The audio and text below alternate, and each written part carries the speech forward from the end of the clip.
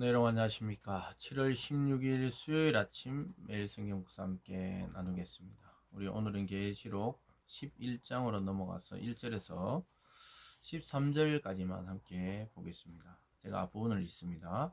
또 내게 지팡이 같은 갈대를 주며 말하기를 일어나서 하나님의 성전과 제단과 그 안에 경배하는 자들을 측량하되 성전 바깥마당은 측량하지 말고 그냥 두라. 이것은 이방인에게 주었은즉 그들이 거룩한 성을 42달 동안 짓밟으리라.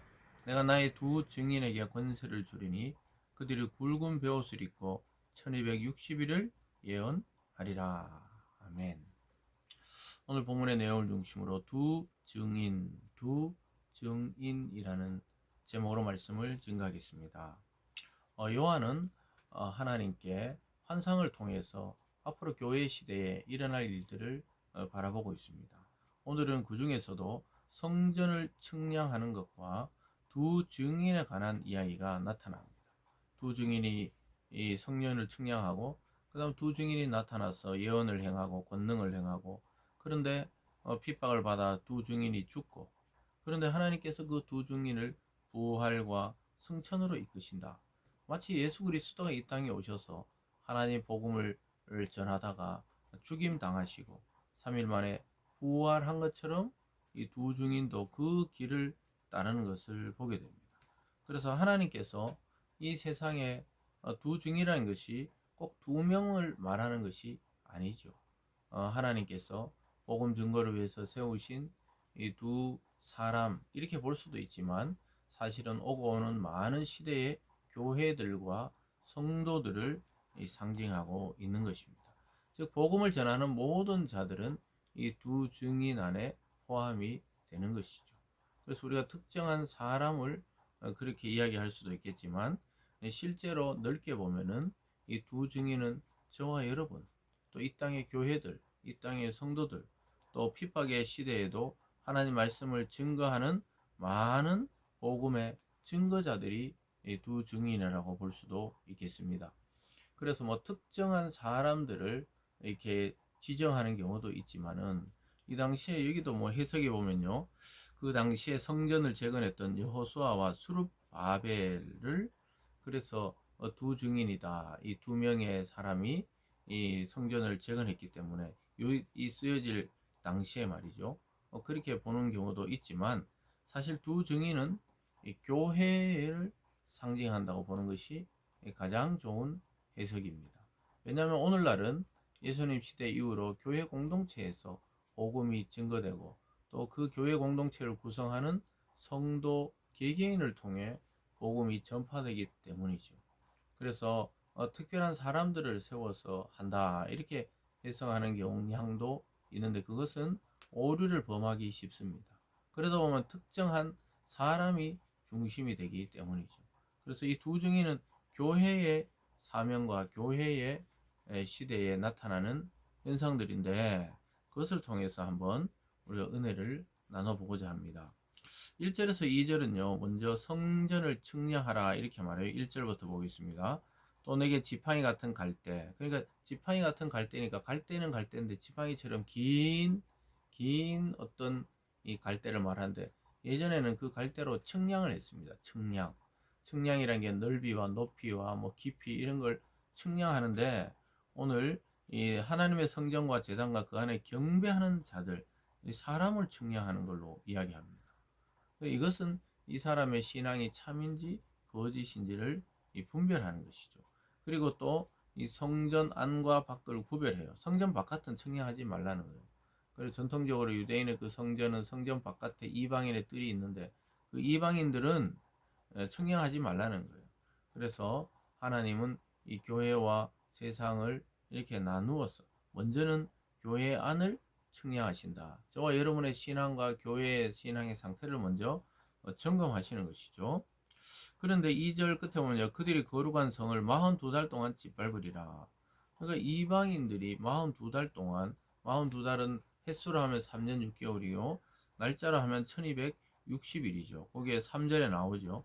내가 나의 두 증인에게 권세를 주리니 그들이 굵은 베옷을 입고 1260일을 예언하리라. 그래서 이방인들이 그 성전을 짓밟는 시간도 42달이고 42달을 날짜로 푸니까 1260일이고 또 그걸 횟수로 하면 3년 6개월이고 또 그것을 때로 보면 한 때와 두 때와 반 때, 이게 3년 6개월을 이야기하는 것이죠. 그래서 이 모든 것이 이 성경에서 한 때와 두 때와 반 때, 42달, 1260일, 3년 6개월, 이 전부 똑같은 이 날짜를 다르게 다른 방식으로 표현한 것이죠. 근데 결국은 하나님의 이 심판과 징계의 기간을 말합니다. 주로 환란의 때를 표현하죠. 근데 오늘 보면 그 1260일 환란 받는 동안 두 증인, 즉 오늘날 성도와 교회들이 무엇을 하느냐? 예언을 한다. 이것은 복음을 전파하는 기간이라고도 볼 수가 있습니다. 그래서 사단이 일어나서 교회를 핍박하고 성도를 핍박해서 1260일, 42달, 3년 6개월 똑같은 말이라 그랬죠. 똑같은 말을 나누는 거예요. 날짜별로 또는 개월수로 또는 횟수로 또는 뭐 때로 이렇게 바꿔놓은 숫자지 특별한 어떤 그 다른 의미라기보다는 같은 것을 다르게 표현한 겁니다. 환란의 기간 42달 동안 이 예언자들은 예언을 하게 될 것이다. 그래서 여러분 핍박의 시대에도 하나님의 복음은 계속해서 힘있게 전파되었습니다. 누르면 누를수록 더 강하게 솟아올라서 하나님의 말씀을 증거했던 것이죠. 볼까요? 계속 4절을 보면 그들은 이 땅에 주 앞에 서 있는 두 감람나무 두 촛대니 만일 누구든지 그들을 해하고자 하면 그들의 입에서 불이 나와 그들의 원수를 삼켜버릴 것이요 누구든지 그들을 해하고자 하면 반드시 그와 같이 죽임을 당하리라. 오히려 두 증인과 두 촛대를 핍박하는 자들이 불로 삼키움을 당하고 그들이 죽임을 당하게 된다고 이야기하고 있습니다. 오늘날 이 교회 또 성도 아무것도 아닌 것처럼 보이지만 하나님이 그들을 핍박하는 자를 가만두지 않고 죽이겠다. 즉 심판에 떨어지게 하겠다고 이야기하고 있습니다. 계속 내려가 볼까요? 6절입니다. 그들이 권능을 가지고 하늘을 닫아 그 예언을 하는 날 동안 비가 오지 못하게 하고 또 권능을 가지고 물을 피로 변하게 하고 아무 때든지 원하는 대로 여러 가지 재앙으로 땅을 치리로다. 마치 구약의 엘리야 선지자가 하나님께 기도해서 3년 6개월 동안 오늘 여기 나오는 한때 두때 반때 1260일 또 42달 이 똑같은 의미라 그랬죠. 그래서 엘리야 때도 3년 6개월 동안 하나님의 재앙과 심판으로 비가 오지 않도록 기도했을 때 마치 그것처럼 예언하는 날 동안 이 두 증인이 말씀을 선포하는 날 동안 비가 오지 못하게 해달라니까 비가 오지 않았습니다. 물을 피로 변하게 해라. 마치 나일강이 피로 변했던 10가지 재앙을 행하듯이 지금 환상 중에 두 증인이 이러한 일들을 행하고 있다는 거예요. 그래서 뭐든지 원하는 대로 이 땅을 재앙으로 치겠다 이렇게 말씀합니다. 이것이 하나님의 두 증인에게 주신 예언과 그 권능의 힘이었습니다. 이것이 오늘날 교회 공동체로 그대로 넘어와 있습니다. 교회는 예언적 기능인 설교와 또 말씀이 있고 또 권능의 성령의 의지에서 기도할 때 치유와 회복과 구원이 일어나는 공동체입니다. 그래서 세상이 아무것도 교회를 아는 것처럼 보지만 사실은 하나님은 교회와 이 땅의 성도를 중심으로 역사를 펼쳐가고 있다는 사실을 영적으로 보면 눈을 뜨게 되는 것이죠. 그런데 이런 활동을 하던 두 중인의 죽음이 나타납니다. 7절에 그들이 그 증언을 마칠 때 무저갱으로부터 올라오는 짐승이, 무저갱은 사탄을 가둬놓았던 것이죠.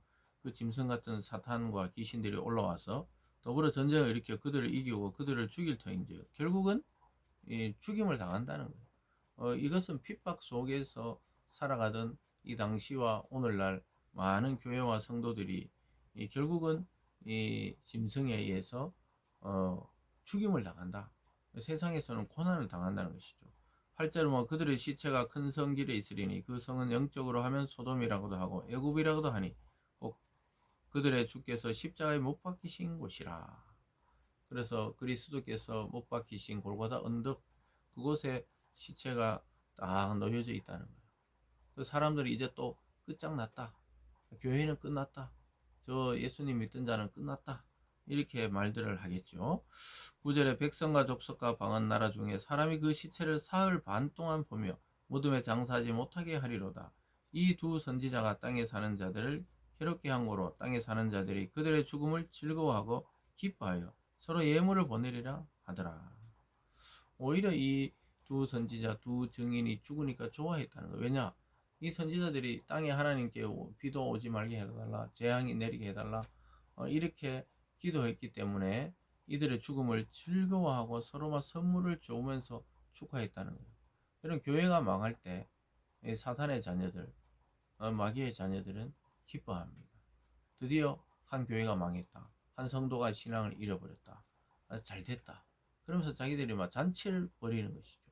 이것이 사탄과 하나님의 완전히 반대되는 것이죠. 하나님은 한 사람이 구원하면 하늘에서 잔치가 이루어지는데, 사탄은 구원에서 벗어난 자가 있고 또 죽임 당한 자가 있으면, 또 순교한 자가 있으면 그렇게 기뻐하고 잔치를 여는 것이죠. 그들이 그것이 끝인 줄 알았는데 우리 그리스도 예수처럼 두 증인은 부활하고 승천합니다. 11절에 보면요, 3일 반 후에 하나님께로부터 생기가 그들 속에 들어가며 그들이 발로 일어서니 구경하는 자들이 크게 두려워하더라. 하늘로부터 큰 음성이 있어 이리로 올라오라 함을 그들이 듣고 구름을 타고 하늘로 올라가니 그대로 원수도 구경하더라. 그때 큰 지진이 나서 성 10분의 1이 무너지고 지진에 죽은 사람이 7천이라. 그 남은 자들이 두려워하여 영광을 하늘의 하나님께 돌리더라.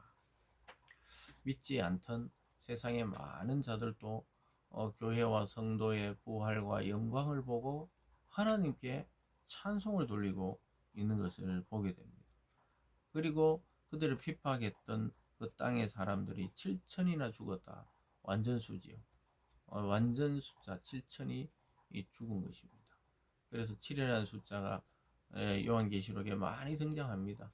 그래서 그 상징적으로는 완전하게 심판이 이루어졌다는 것이죠. 하나님께서 주신 생명을 결국은 하나님이 살리시는 것을 보게 됩니다.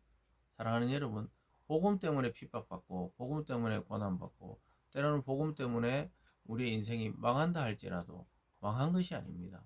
하나님이 놀라운 방법으로 우리를 부활시키시고 또 영광의 자리에 앉히셔서 온 세상 사람이 부러워하는 그러한 존재, 그러한 자리에 앉게 된다는 사실을 기억하시면서 이 요한이 본 이 두 증인은 오늘날 교회와 또 교회를 구성하는 성도의 사명과 삶이라는 사실을 잘 생각하시면서 우리가 어느 길로 걸어야 할 것인지를 다시 한번 기억할 수 있기를 주님의 이름으로 축원합니다. 기도하겠습니다. 사랑의 하나님 아버지 감사드립니다. 세상이 알아주든 알아주지 않든 또 고난이 있든 또는 우리에게 행복이 있든 그것이 중요한 것이 아니라 우리 속에 예언의 말씀, 복음의 말씀을 붙들고 끝까지 하나님께 충성해서 영광을 받아 누리는 우리 모든 성도들 되게 하여 주시옵소서. 감사드리며 예수님 이름으로 기도드리옵나이다. 아멘.